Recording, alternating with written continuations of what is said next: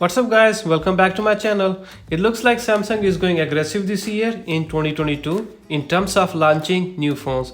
We hardly passed the 4 months and they already launched many phones into its different series.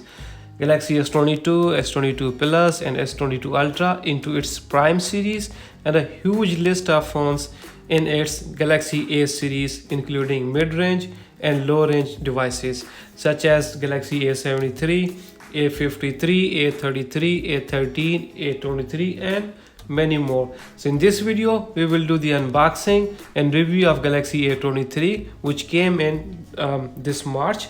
Comes in 4 different colors. I have it here in black and blue to show you guys. So to find out if this phone is worth buying or not, watch this video till the end.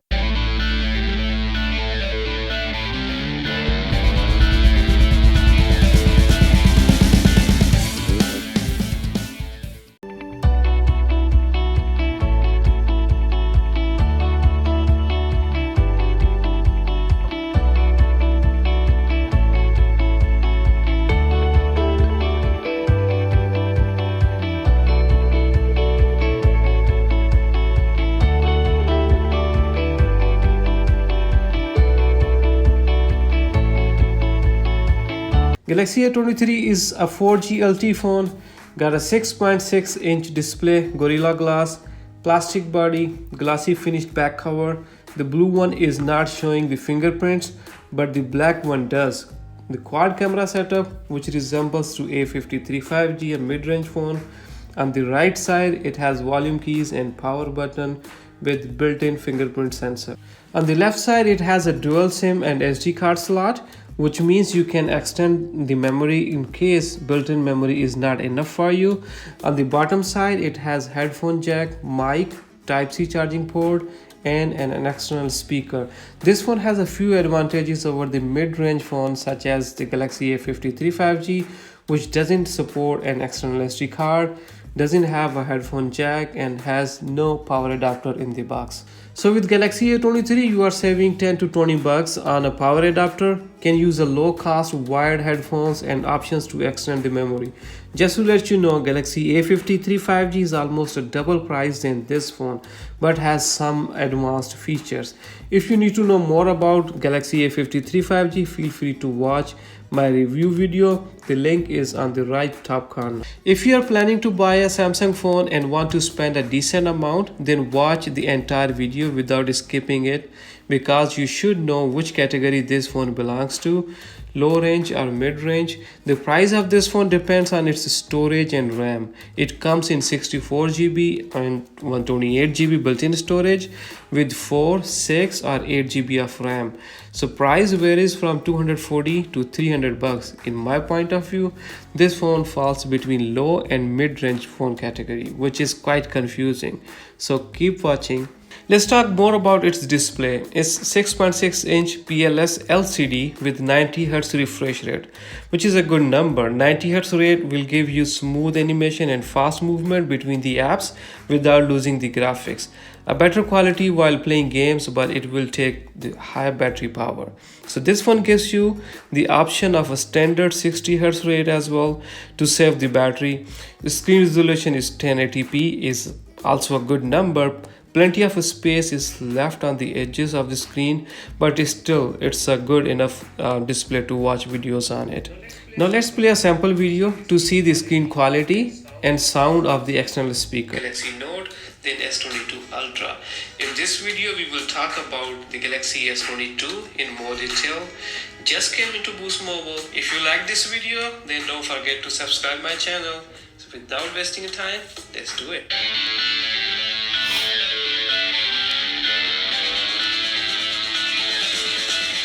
Galaxy S22 got a new chipset and the camera setup is one of the major parts of any smartphone. It has a quad camera setup with 50 megapixels main camera, 5 megapixels ultra wide, 2 megapixels macro and 2 megapixels depth camera. You can shoot 1080p or 4K videos. 3 levels of screen utilization including full screen. It has portrait mode with 4 levels of screen utilization. Click on more to see other features. Here is the macro mode and night vision mode.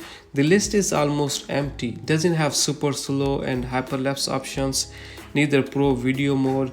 So most of the people hardly use those modes. So it has AR zone only and doesn't have Bixby vision, which is a handy feature if you want to find out about any image.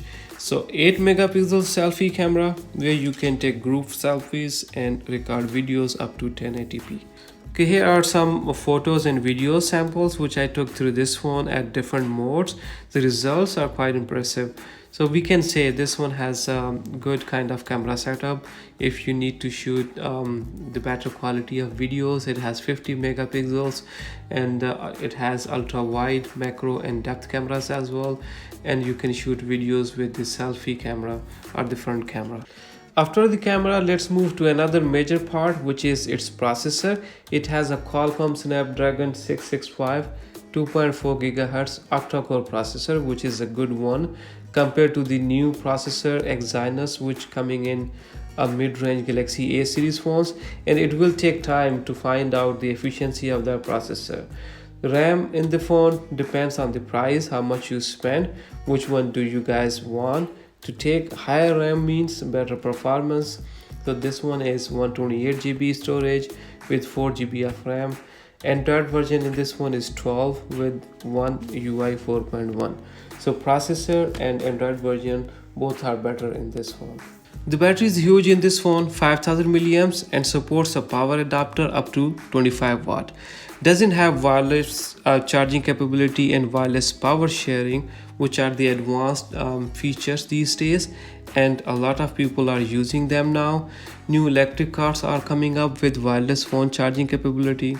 Computer desks in the offices and at public places such as airports have wireless charging.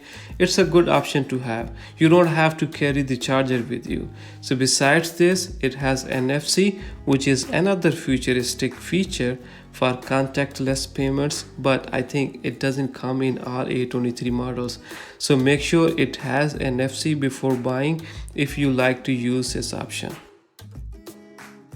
The last but not least thing to talk about this phone is its security features.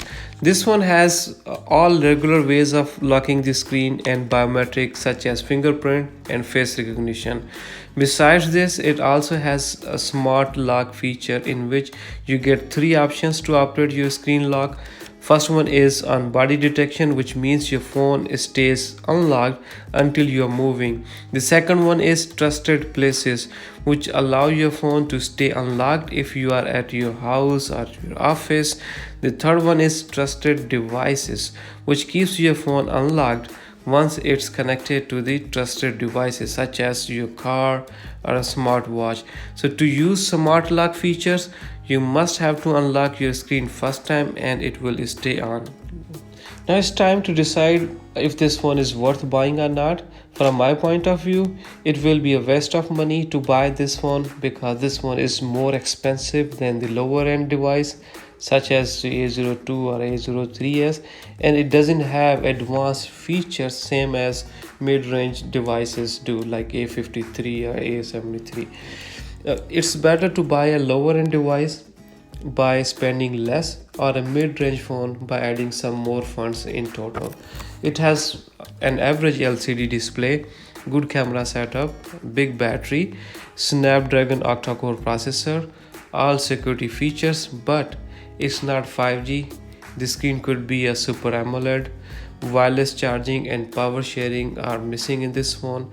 It doesn't make sense to buy a phone at this price that will not last longer. So this was the unboxing of Samsung Galaxy A23. I tried to cover the most important specifications and features which you should know before to buy any phone. I hope you guys like this video. Please share your thoughts regarding this phone in the comment section. Subscribe my channel so that you guys can get my upcoming videos. So till then, stay safe, take care of yourself and my channel.